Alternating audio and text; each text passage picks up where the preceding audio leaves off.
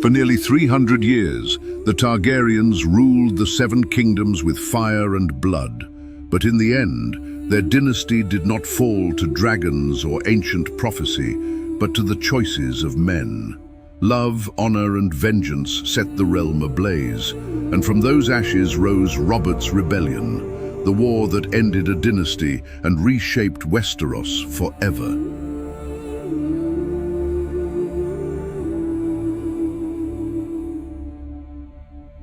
The fire was lit at the great tourney at Harrenhal. There, Prince Rhaegar Targaryen crowned Lyanna Stark as the Queen of Love and Beauty, passing over his wife, Elia Martell. Soon after, Lyanna vanished. Some say abducted, others whisper willingly. But her brother Brandon Stark rode to King's Landing demanding her return. The Mad King, Aerys II, answered with fire and death. Brandon strangled himself in the throne room, while Lord Rickard Stark was burned alive. Then Aerys demanded the heads of Robert Baratheon and Eddard Stark, Lyanna's betrothed and brother. Instead, Lord Jon Arryn of the Vale refused. He called his banners, and the Starks, Baratheons and Tullys rose with him. In a single moment, the Seven Kingdoms split and rebellion was born.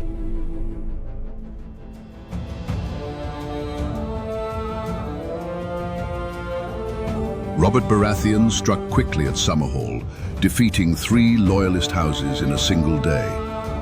His victories bound the Stormlands to his cause.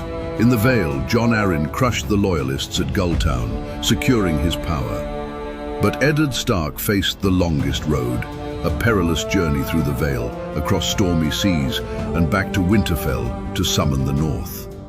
By blood and battle, the great houses began to move. The friendships forged years earlier in the War of the Ninepenny Kings between Stark, Baratheon, Arryn and Tully became the bedrock of a rebellion that no king could ignore.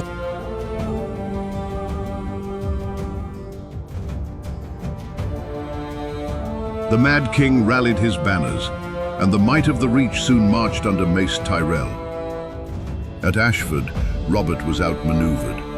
Lord Randyll Tarly, wielding the Valyrian greatsword Heartsbane, cut down Robert's bannerman and forced the young lord to retreat. Meanwhile, Storm's End was encircled. Mace Tyrell's armies and the Redwyne fleet laid siege to the great fortress. Inside, Stannis Baratheon held out with a handful of men, surrounded by famine and death, yet unbroken. It seemed the rebellion would falter before it had truly begun.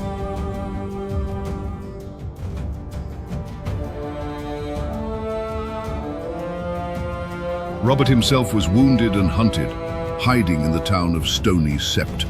The Mad King's new hand, Jon Connington, scoured the streets, promising pardon to those who betrayed Robert and death to those who sheltered him. But the townsfolk defied him, moving Robert from house to house, keeping him hidden at terrible risk. When hope seemed lost, Eddard Stark and Hoster Tully marched into the town. The bells of the Sept rang as battle erupted in the streets and alleys. Amidst the chaos, Robert emerged with his great warhammer, cutting down loyalist knights in a storm of fury. The rebellion had been saved, Connington was driven back, and Robert's legend grew.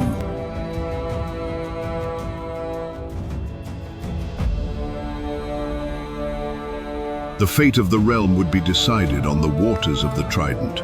The rebels gathered their strength, Northmen under Eddard Stark, Riverlords under Hoster Tully, the Vale under Jon Arryn, and the Stormlands under Robert.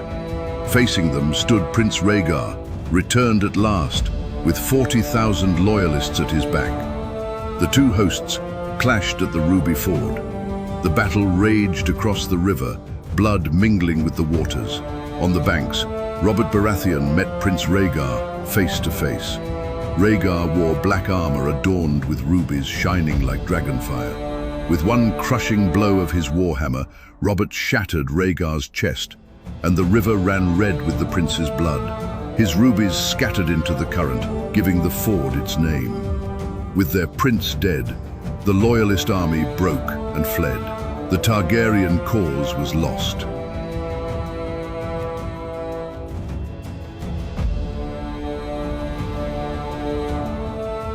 While Robert recovered from his wounds, Eddard Stark led the rebel host toward King's Landing, but another host arrived first, 12,000 men under Tywin Lannister, Lord of Casterly Rock. Tywin had remained neutral throughout the war, but now claimed loyalty to the king. Grand Maester Pycelle urged Aerys to open the gates. When he did, the lions struck. The Lannisters sacked the city, killing thousands.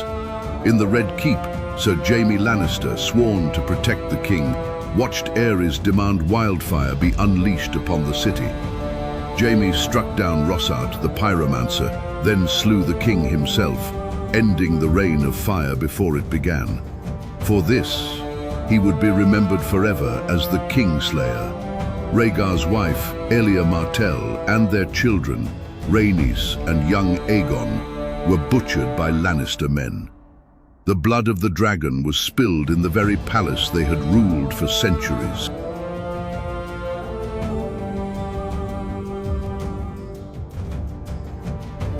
When Eddard Stark arrived, he found the city already taken, and the Iron Throne occupied not by a king, but by Jaime Lannister. Disgusted, Ned rode away in silence. Soon after, Robert Baratheon was crowned king. Though his grandmother had been a Targaryen, his true claim came by right of conquest, and by the unity of his allies. But not all dragons were dead. Queen Rhaella fled across the narrow sea with young Viserys, where she gave birth to Daenerys Targaryen before dying in exile. The dynasty of the dragon was broken, yet its last embers remained, waiting for a chance to rise again. Thus ended Robert's rebellion. A war born of love and vengeance toppled the House of the Dragon after 3 centuries of rule. But the scars it left, the death of a dynasty, the wrath of the Martells, and the hidden truths of Lyanna Stark would echo through the realm long after Robert took his crown.